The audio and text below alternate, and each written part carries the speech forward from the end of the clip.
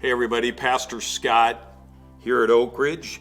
Let me begin with the verse, 1 Corinthians 10:31. So whether you eat or drink or whatever you do, to do all to the glory of God. In that verse is the word whatever. That covers many areas. Well, it covers all areas of life. As a Christian, when we work, we do so to the glory of God in our families, in our serving in church, in our interaction with others, our involvement in the community.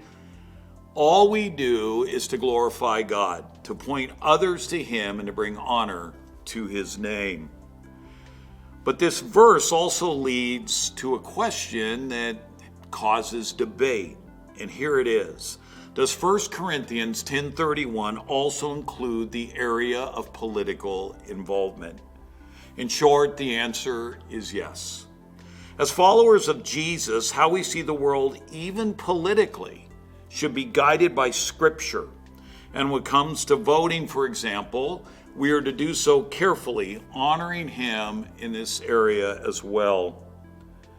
This is a hot topic in our day and age, the question of how Christians should align themselves politically. I want to encourage us to look closely, not just at the candidates, but the platforms that these candidates represent. If I want to honor God in this area of life, I need to see where these people and the groups they represent fall on social, moral, ethical issues, and many others that are covered in Scripture. As an example, some argue that all life matters, and yes, it does. Scripture is clear on that.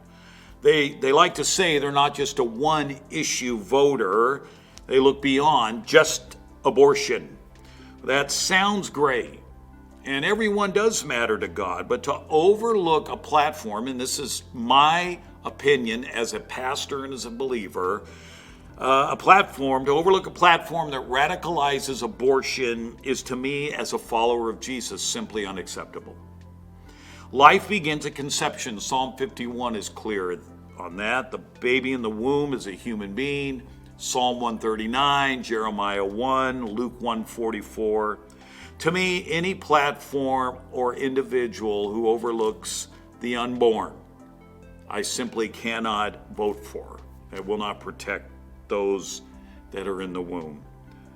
Also, the Bible speaks in other areas as well. What does a particular group say about the family? What do they say about all of the gender identity issues that are going on today? What is their view of religious freedom? How do they plan on handling immigration? On and on and on. Believe it or not, the Bible talks about immigration. I've been doing some study on that. Whatever group it is, will they pressure Christian businesses, for example, to go against their values and tell them that they can't hold their own personal values connected with their businesses?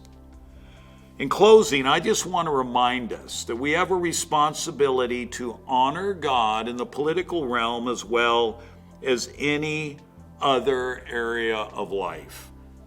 I'm not here to tell you who to vote for, but I am here to tell you to be wise and that we need to compare what somebody says with what Scripture says and really deeply look into the issues and the platforms behind the various political parties. We are to do all to God's glory, and that includes how we vote in the next election. Have a great day. This is Pastor Scott. Thanks for tuning in.